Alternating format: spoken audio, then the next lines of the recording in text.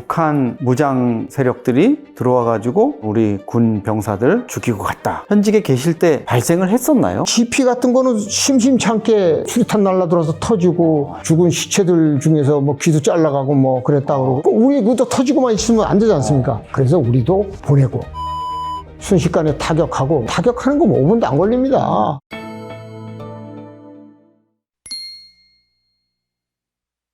네, 이시연 글로벌 첩보전 연구소 대표님 모셨습니다. 안녕하십니까? 안녕하십니까? 네. 지금 저희가 이시연 대표님 모시고 첩보전의 깊숙한 내막 그 스토리를 듣고 있는데요. 오늘은 남북 간의 첩보전에 대해서 좀 알아볼까 합니다. 저는 남북 간의 첩보전 하면은 김수임 사건, 네. 한국판 마타아리 뭐 이렇게 알려져 있는데 어떻게 된 건지 좀 설명을 해주죠.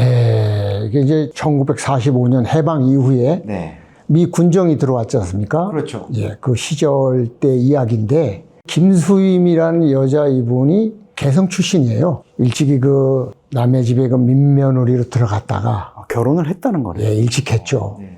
근데 거기서 이제 선교사의 도움으로 나와가지고 공부를 합니다. 그래갖고 지금의 이화여대 전신이 이화여전 영문과를 나왔어요. 그럼 영어 일단 되고. 그래서 취직을 어디로 했느냐? 당시 세브란스 병원 통역관으로 취직을 했습니다. 그리고 나서 이제 미 군정이 시작되면서 미군 헌병대장 존 베어드라는 대령의 통역을 하게 되죠. 둘이 이제 사귀게 돼요.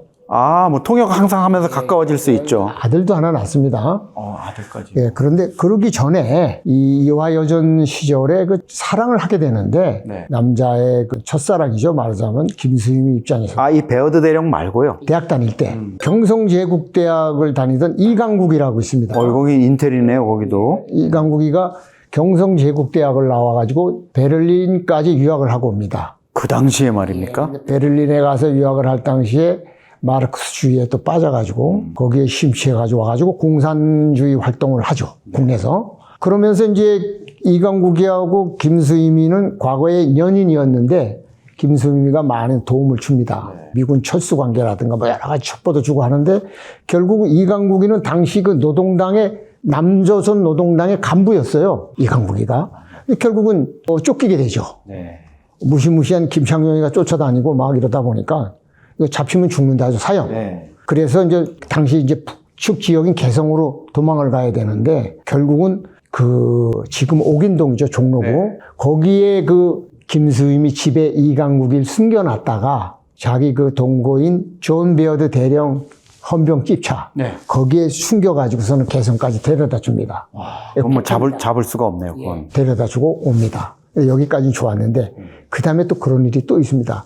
남노당의 부총책이죠. 이중업이라고 있습니다. 이중업 있죠. 이 사람은 잡혀가지고선 형무소에 있어요. 네. 내일 모레면 총살당할 위기에 있는 사람인데 네. 이거를 이강국이가 요청을 해가지고 김수임이가 이 남자를 의사로 위장시켜가지고 그 차에 또 태워가지고 개성으로 뺍니다. 이건 뭐 그냥 난리 났었죠. 남한 측에서는 그 당시에 난리가 났었습니다.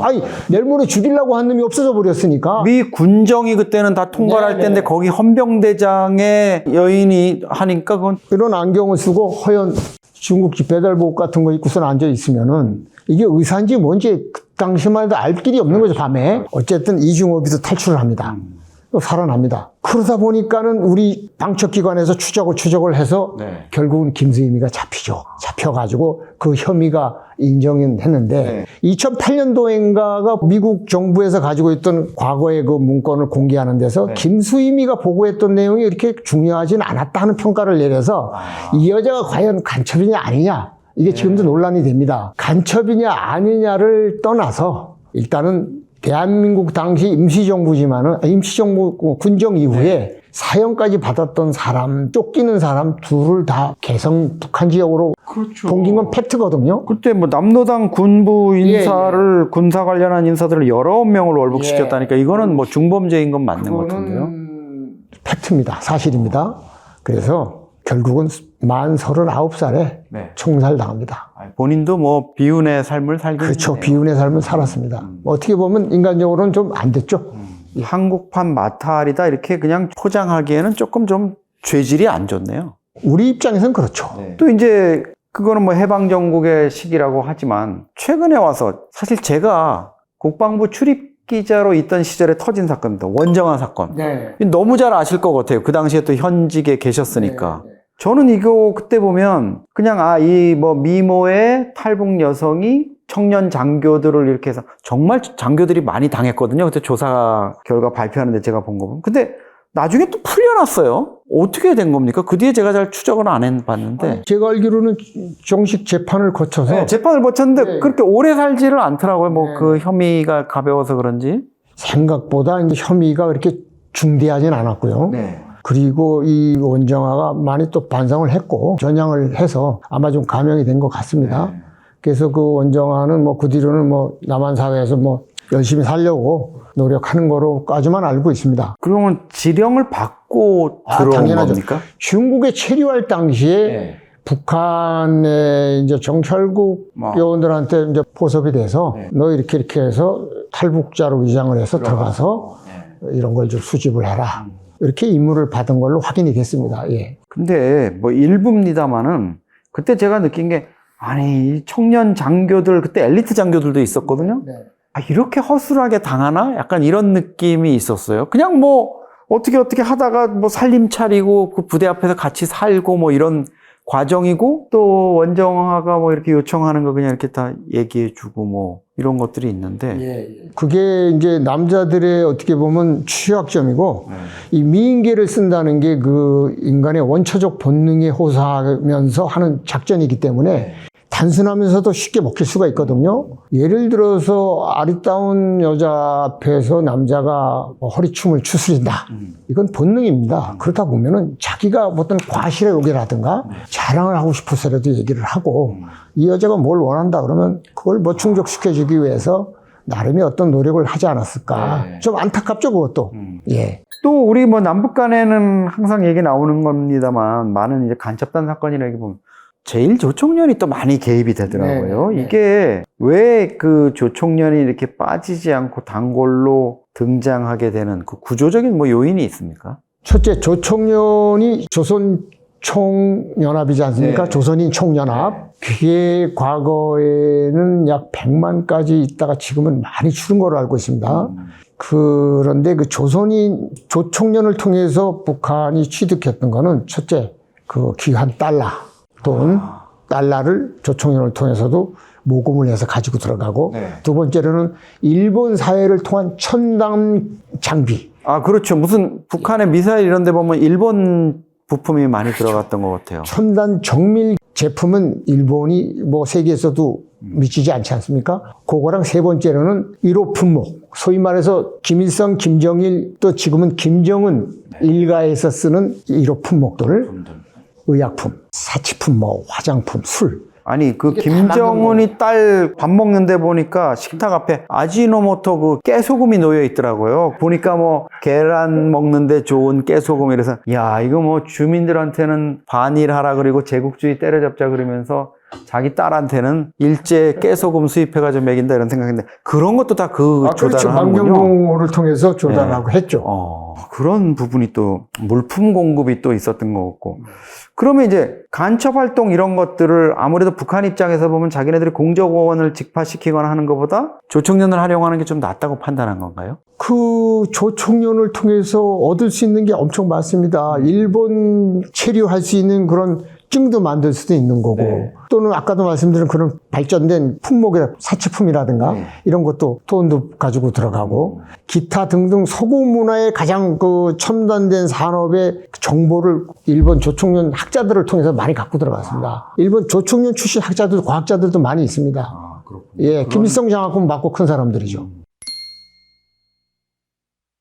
그리고 그러면 이제 이시연 선생님이 계시던 정보사령부 같은 경우에는 대북 정보 활동이나 이런 걸 하지만 우리가 조금 더 노골적으로 하는 게 이제 북파 공작 아닙니까? 네. 소위 말하면 네. 북한이 이제 무장 침투라든가 이런 걸 워낙 많이 해서 이런 도발하는 데 있어서 응징보복도 우리가 해야 되고 이렇게 하는데 북파 공작원이라는 게 구체적으로 그 어떤 걸 북파 공작원이라 그럽니까? 군사분계선이 있지 않습니까? 네. 휴전선상에 중앙군사분계선. 네. 그걸 넘으면 일단 북파입니다. 북쪽으로 파견한다는 뜻이죠. 네. 예, 북쪽으로 파견한다는 뜻인데 일단 휴전선상에 있는 중앙군사분계선을 넘어서 가서 어떤 활동을 하는 것은 북파입니다. 근데 이게 HID가 창설하게 된 것이 네. 전쟁통입니다. 1951년도 4월경에 네. 부산으로 모든 게 다 내려갔지 않습니까? 육군본부도 내려가고 그때 부산에 육군본부가 있을 때 거기서 이제 시작이 됐습니다.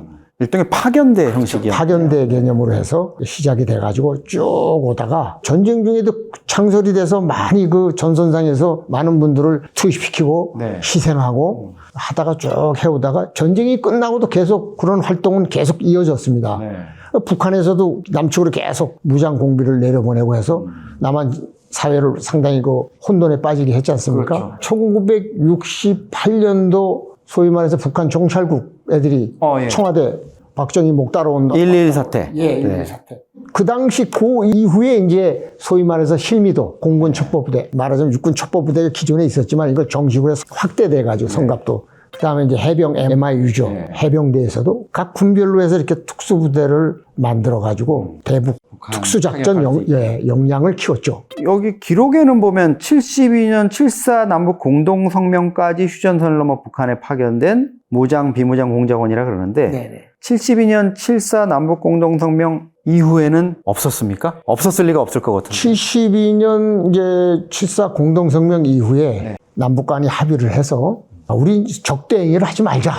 그래서 김일성이가 살아있을 때 약속을 했지 않습니까? 근데 공산주의 사상에 빠진 사람들이 약속을 뒤집기는 식은 죽 먹기처럼 뒤집지 않습니까? 그게 잘 이루어지지 않았죠. 왜냐하면은 첫째, 우리보다 북한에서 전 전선상의 육상을 통해서 휴전선을 흔들면서 남한에 그 긴장감을 주고 그런 사례가 많이 있었습니다. 지나고 봐서 왜 그랬을까 생각을 해보니 김일성이가 자기 체제를 구축하기 위해서 국내 어떤 소요나 반감 세력을 없애기 위해서 계속 긴장을 조성하는 거예요. 남북 간에.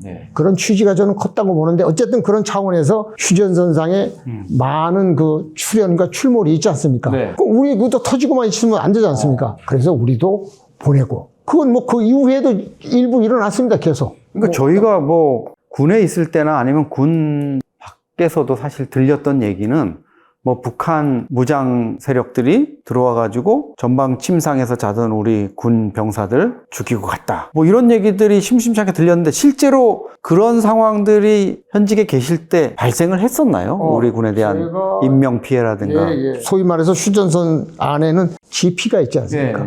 그 GP 같은 거는 심심찮게 수류탄 날라들어서 터지고 죽은 시체들 중에서 뭐 귀도 잘라가고 뭐 그랬다 그러고 그거 맞거든요. 그럼 우리도 그렇게 보복적으로 그런 식으로 해서 들어가서 GP 그냥 순식간에 타격하고 뭐 타격하는 거 5분도 안 걸립니다. 5분까지 갈 게 뭐 있어요. 3분이면 끝나죠 뭐 그냥. 그렇게 해서 보복도 하고. 근데 실제로 이제 저도 그때 한번 내려가서 뵌 적이 있지만 북파공작원을 양성하는 유사시에 대비하는 거기에 책임을 맡으셨잖아요. 현장 책임을.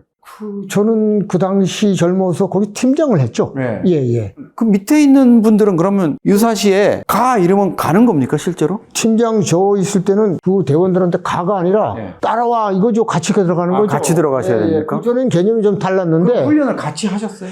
이게 다릅니다. 여기서 이제 정의를 좀 해드리면 그 당시에 1980년대까지만 해도 우리 그 전선상의 군단이 전방 군단들이 있지 않습니까? 거기에 특공대 개념으로 HID가 있었습니다. 여기는 팀장들이 교육 훈련 개념이 강했습니다. 대원들하고 같이 움직이더라도 가리키고 훈련하고 임무가 떨어지면 이 친구들이 대원들이 들어가서 일정 40km 포사격 지원 거리 안에 40km까지 들어갔다가 복귀하는 그런 훈련을 많이 했습니다. 이때는 팀장들은 임무를 같이 뛰질 않아요. 그러면 그거를 하기 위해서 그 산 밑 거기에는 그런 북한의 유사한 시설들 이런 것도 만들어 놓고 그 당시 우리가 썼던 용어 중에 그 당시 우리 전우들은 내가 하는 얘기를 알아들을 겁니다. 군단대. 군단대가 뭡니까? 북한 인민군 군단을 지어놨습니다. 거기. 군단 모양으로 지어놓고 군단대라 그럽니다. 그거 모르면 거기 팀장 아니죠. 누가 전방에 헬기 타고 저희 뭐 국방부 출입할 때 보면 이렇게 그 전방 헬기 타고 다녀오고 그랬는데 누가 그 얘기 하더라고요. 갔다 오는데 그 상공을 날아가는데 북한으로 넘어온 줄 알고 깜짝 놀랐다. 미군 조종사가 그랬습니다. 그래요? 미군 헬기 조종사가 그쪽 지역을 이렇게 정찰하다 그때면 육안으로 보는 시스템이 많았지 않습니까? 지금하고 달라가지고 이렇게 내려다 보니까 벌겋게 이렇게 구호판 같은 거 막 있고 있고 막 이거 깜짝 놀라가지고 돌아가서 보고를 했는데 나중에 확인해보니 야 이게 뭐야 어디야 얘. 거기 훈련장입니다. 아, 좌표상으로는 강원도 고성 설악산 그렇죠. 옆인데 북한으로 넘어온 걸로 인해서 거기서 금방 넘어가거든요. 가깝습니다. 대단한 분들이시네요. 아니 근데 북파공작원 13,000명을 양성했는데 그중에 정확히 숫자가 나와 있네. 7,726명은 돌아오지 못하셨다. 네. 7,726명은 국방부에서 공식으로 발표한 숫자입니다. 공식으로 예, 공식. 비공식인 분들도 있다는 말씀이시죠, 그래서 그러면? 문제가 뭐냐면은 휴전선상에 그 당시 13,000여 명을 양성을 해서 했는데 생존율이 반이 안 됩니다. 그러네요. 그 7,726명은 아직 시체도 못 찾은 겁니다. 굉장히 안타깝죠. 제가 젊었을 때 가장 좀 안타깝게 생각했던 거는 언젠가 뒤에 이제 매복들 들어갔던 것 같은데, 매복 작전은. 그 추운데 바람 불고 이러는데 가만히 엎드리면서 생각나는 게, 이러다 갑자기 죽어버리면은 시체도 못 가져가게 될 경우에는 그냥 기억 속에서 사라지는데 이러면 안 되지 않느냐. 그래서 제가 이제 리타이어를 하더라도 그런 분들의 어떤 그 돌아가신 분들, 그 영혼을 수습하고 위로하고 하는 그런 거에 많은 관심을 가지고 또 그런 분들의 가족들을 추적을 해서 지금 보상을 해주는 그런 게 지금 진행되고 있습니다. 아, 거기 관여하고 계시는군요. 예, 거기 조금 일부를 지금. 아직도 보상을 못 받으셨습니까? 예, 근데 그런 분들은 직계 가족들인 경우에는 거의 다 받았고, 임무를 해서 들어간 건 맞는데, 시신이 수습이 안 되고, 그러면 집안에 그 조카라, 누구라도 있으면은, 그래도 그나마 국가에서 뭔가를 좀 주기 위해서 지금 발굴 작업을 계속 하고 있습니다. 예. 그러면 이분들은 그러니까 들어가셨는데 북한에 의해서 체포돼가지고 어떤 어려운 일을 당하셨을 수도 있고 아니면 전투 중에 돌아가셨을 수도 있고 경우에 따라서 뭐 실종되거나 이러셨을 수도 있고 일체 아무것도 없습니다. 근데 7,726이라는 숫자는 너무 많습니다. 그 저희가 소장님께서도 그러한 분들의 이름이 잊혀지지 않도록 가끔은 기억을 해주시면 감사하겠습니다. 그 관심이 있으신 분들은 이 7,726분 이분들의 위패를 모신 곳이 있습니다. 거기를 찾으셔서 원래는 그 강남의 봉은사에 있다가 지금은 다른 곳으로 옮겼다고 얘기를 들었는데 전국에 그 산재되어 있던 것을 지금 저 청계산 밑에 거기 한쪽에 그 충원탑을 만들어서 관리를 하고 있습니다. 아, 이렇게 뭐 우리 대한민국을 수호하기 위해서 저희는 뭐 6.25 때 전사자분들 뭐 최근에 와서는 또 뭐 우리 민주화 운동 유공자 이런 분들에 대해서도 엄청난 뭐 예우를 하고 이렇게 하는 걸로 알고 있는데 이 7,726분의 우리 북파 공작원 분들 이분들에 대한 그 감사의 마음도 잊지 말아야 될 것 같습니다. 정보기관 하면은 또 모사드 이거 뭐 빼놓을 수가 없죠. 정말 무시무시합니다. 이번 이란 전쟁에서도 알리 하메네이, 이란을 37년간 통치해온 이 신정체제의 최고 지도자를 그냥 정밀 타격 한 번으로 그냥 개전과 동시에 그냥 끝내버렸습니다. 그 가족들 다 몰살시켰죠. 수하의 군 간부들, 사령관들 다 한 30명 가까이를 없애버렸어요. 흔적도 없이.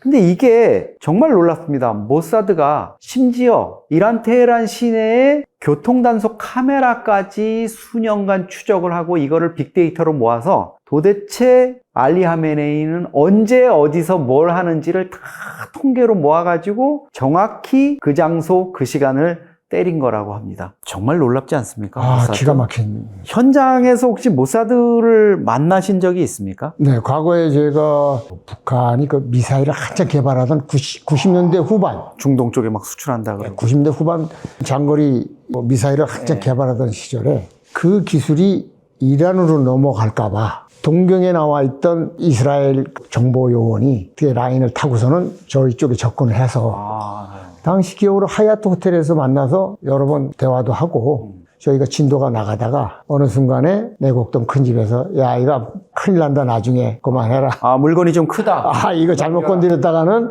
수도파는 그런 사례가 있습니다. 약간 그런 게 있죠. 국정원이 정보사의 공작 활동이나 이런 거에 예산권을 좀 가지고 있죠. 그렇죠. 사업에 대한 이런 것도 하고 있고. 그러다 보니까 현장에 계시다 보면 야, 좀 이거 뭐 물건 되는 것 같으면 가져간다 이런 느낌 좀 있으시죠? 있죠. 큰 거라고 이건 정치 성향이 강하니까 우리가 할게. 그리고 또 자기들이 나서기 부담스럽거나 지저분한 거는 또 예산 이만큼 줄 테니까 너희들이 해. 이거 좀 그러셨겠네요. 그러죠. 뭐, 그렇죠. 뭐 워낙 센 데니까 저희가 또 어쩔 수 없죠. 오직 하면 저희가 뭐 이름을 안 부르고 내곡동이라고 부르겠습니까? 예. 내곡동에 계신 분들도 뭐 요즘 뭐 또 많이 사회가 달라져가지고 야 우리도 뭐 예전 같지 않다 이런 얘기들 하시긴 합니다. 근데 이 모사드가 또 하나 이제 놀라운 게 정말 끈질기다 그래요. 네. 그 아돌프 아이히만 나치 학살을 총괄했던 이 장교인데 중령 출신 유대인 학살 이송 이런 거를 뭐 총괄했으니까 거의 뭐 유대인들 실어가가지고 가스실에 보내는 이런 거를 이렇게 결제하고 집행했던 이런 사람인데 여기가 사실은 나치 독일 패망한 이후에 중남미로 튀어가지고 무슨 자동차 이런 수리하는 이런 걸로 해서 성실한 가장으로 살던 사람을 십수년을 추적해가지고 죽였다 뭐 이런 얘기가 있는데 정말 그게 가능한 겁니까? 그 또 아르헨티나에서 어떻게 그것도 잡아가지고 갔다가 이렇게 할 수가 있죠? 그 당시 배경으로 아르헨티나의 경제력이 세계 탑3 안에 들어갈 정도로 셌습니다. 그랬습니까? 그 당시. 네. 전쟁에 직접 참여는 안 했지만 친독일파였습니다. 아르헨티나가. 그래가지고서는 전쟁 이후에 전쟁에 관련됐던 고급 장교들이 많이 숨어드는 게 아르헨티나인데 망명식으로 갔군요, 그리로. 아이만이 이제 거길 들어갔습니다. 이름도 가명을 고치고 가명으로 고쳐서요. 네. 그래서 거기서 이제 생활을 하는데 이 결정적인 거는 결국 하느님께서 인류를 창조할 때 남자와 여자를 만들어서 잘 살아라 하게 한 것처럼 결국은 그 남자 아이히만의 아들이 젊은 남자아이가 자기 여자친구한테 아버지의 과거를 살짝 노출합니다. 우리 아버지 옛날에 뭐 했는데? 나치였다? 나치였는데 뭘 했다. 딸이 그 얘기를 듣고 기상에서 아버지한테 와서 얘기를 합니다. 근데 이 아버지가 공교롭게도 이스라엘 쪽에서 모사드 쪽에서 평소에 정식 직원은 아니지만 비공식 직원으로 관리를 하던 뭐 있으면 제보해라. 정보망 안에 들어가 있던 분이네. 그래가지고 연결을 해서 관련된 일을 핸들링 할 수 있는 사람한테 이야기를 해줍니다. 딸아버지가. 이게 본부로 보고돼서 그 다음부터 이제 작전에 들어간 겁니다. 이게. 아니 그런데 그 사소한 정보 하나를 그렇게 캐치해가지고 그 한 것도 대단하네요. 딱 한 건, 그 한 얘기 가지고. 근데 아르헨티나에서 그냥 뭐 이렇게 총 쏴가지고 그냥 처단하거나 이러면 될 텐데 독살하거나 왜 이스라엘까지 끌고 갔을까요? 과거에 나치 정권에서 자행했던 그런 비인류적인 거를 세계에 공표하고 그러기 위해서 재판에 정식으로 회부한 거죠. 전범을 끝까지 찾아서 우리가 처단한다. 데리고 와가지고서는 재판을 회부해서 사형을 언도한 거죠. 와, 대단하네요. 그럼 정말 우리도 좀 이런 건 좀 본받으면 어떨까 이런 생각이 드는데 우리는 한 사람이 나중에 다 하는 경우가 많이 생기니까 그거 참 그렇습니다. 어떻게 이게 좀 아이러니한데 저희가 그 적이라고 규정하는 국가로부터 어떤 위해를 받으면 반드시 보복작전을 해야 된다고 생각합니다. 근데 뭐 평화주의를 주창하는 분들이 많다 보니까 이렇게 된 것 같습니다. 그러니까 정보기관은 기본적으로 비합법적인 활동을 해야 되는 거죠. 할 수 있어야 되는 거죠. 합법적인 일을 하려고 그러면은 대낮에 09시부터 오후 17시까지 열심히 하면 됩니다. 근데 역사는 그 시간대에 이루어지는 게 3분의 1입니다. 3분의 1은 밤에 이루어지고 3분의 1은 잠잘 때 이루어집니다. 이게 보면은. 보십시오. 과거 역사를. 그러니까 낮에 일하는 거는 그냥 뭐 명찰 달고서는 그냥 난 그냥 있어 하는 그런 적이지 실제로 국가의 이익과 어떤 국가의 뭐 존립을 위해서 하는 거는 보이지 않는 곳에서 다 이루어지고 있습니다. 네, 오늘도 대한민국과 국가 이익을 위해서 보이지 않는 곳에서 일하시는 많은 정보맨들께 경의를 표합니다.